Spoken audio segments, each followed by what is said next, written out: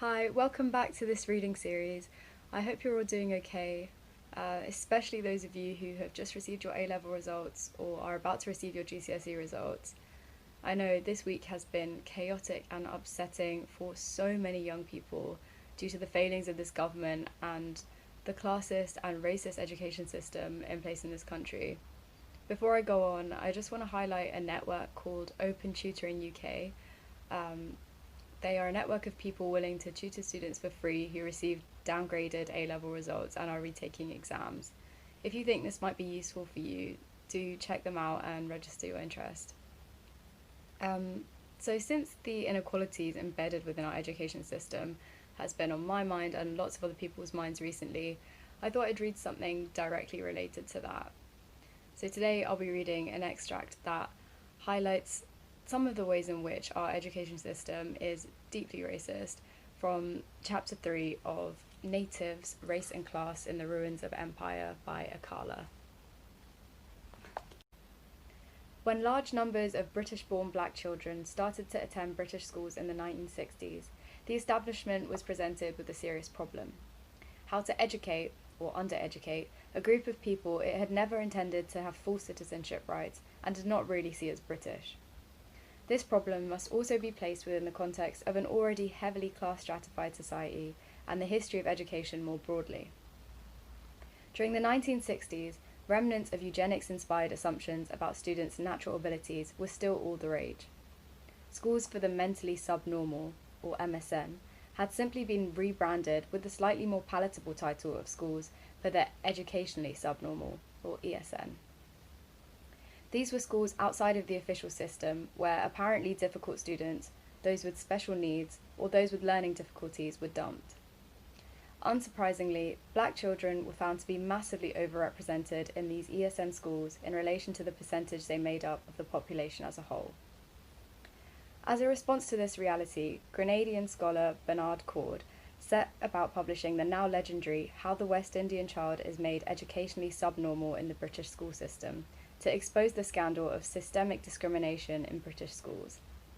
The pamphlet was published by a small independent black publishing company and sold all 10,000 copies of its initial run, and actually received generally favourable press at the time of publication in 1971. The reaction of the establishment was of course to deny the truth set out by Cord, before eventually admitting he was in fact correct, but more shockingly, to tap his phone and have the police threaten his nephew. Such is the weaponised history of black education in Britain. The response of the British Caribbean community and progressive teaching staff was to attempt to try to tackle what they knew was an endemically and unfairly racist system. In every major Caribbean community, black supplementary schools were set up, like the one I went to during my childhood, obviously not me, Akala. The first of these supplementary schools had already been set up 3 years before the publication of Cord's pamphlet by Professor Gus John, and Cord estimates that as many as 150 of them existed at the peak of the movement. Parent-teacher conferences and initiatives were launched, and scholars and black professionals lent their voices to a mass campaign to ensure that black children were given a fairer deal in Britain's school system.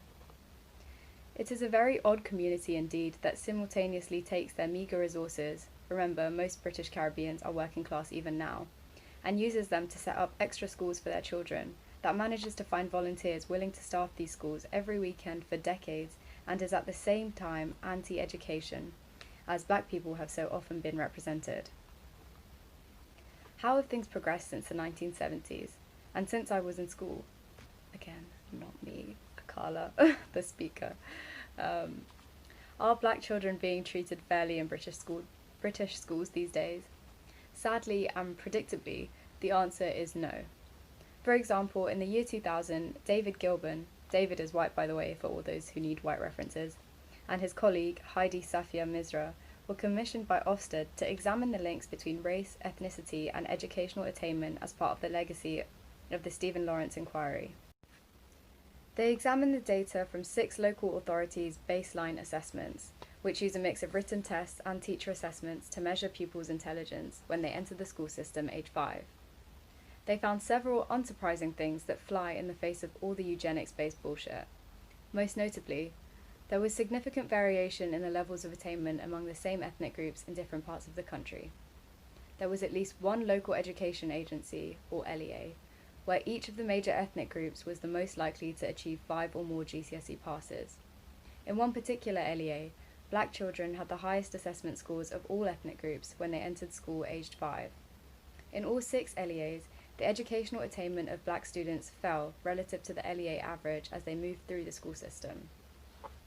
In the largest LEA in their sample, one of the largest in the country, black students entered the school 20 points above the national average as the highest performing ethnic group, and in that very same LEA, they left school as the lowest performing of all groups, 21 points below the national average. This report was widely cited in the left-wing media at the time, and you would perhaps think that showing such an obviously racialized pattern of educational disenfranchisement across all 6 LEAs would have caused a sea change in policy for the better, if indeed the intention was to remedy said institutional racism. Such change did not happen, and national policy changed instead to assess children entering school using the Foundation Stage Profile, or FSP method, a method that is entirely down to the individual teacher's judgment, that is to say, non-empirical. Unsurprisingly, the outcome of FSP teacher-assessed tests has been to conclude that white children are actually the smartest of all ethnic groups, despite the fact that Indian students have been dramatically outperforming them on average for many years. Why the state would make a form of non-empirical assessment compulsory in Britain's schools, when it so obviously leaves room for whim and even unintended bias, one can only ponder. We can be sure that if the FSP assessments had dramatically changed the picture to the detriment of white students, they would have been changed by now. No special treatment is needed or being asked for, just a fair test that removes the margin for human error or misperception to influence the results. That's if we must test 5-year-olds at all. We know for certain that this trend of underestimating black children's intelligence continues right throughout schooling, which tallies with my, Akala's, experience and makes sense of the LEA data quoted above, where black children fall further behind the longer they stay in school. It is not complex. If a fair portion of your teachers, or even just a couple of them, constantly assume you are way less clever than you actually are simply because you are black, and treat you accordingly, you're going to resent them and it will naturally affect your self-esteem and grades. In the final year of primary school in England and Wales, all pupils must take external examinations, which are blind marked by someone who does not know the child, thus eliminating any potential for racial bias. At the same time, teachers also assess the children in their class. According to a national study by Bristol University, between 2001 and 2 and 2004 and 5, teacher assessments of black Caribbean students were 5.6 points below their blind SATs results. This figure was 6.4 points for black African students, almost double that of the difference between teacher assessments and SATs for white students, which stood at 3.3 points.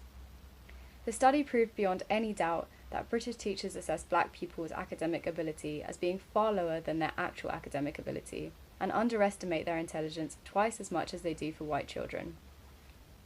Intriguingly, teachers underestimate black British students of African origin by an even greater degree than those whose great-grandparents came from the Caribbean, despite the fact that British African students have generally performed better academically. It is only with the blind marking of Key Stage 2 SATs, in which an external marker does not know the child they are assessing, that we can see the huge discrepancy between teacher assessments and blind results.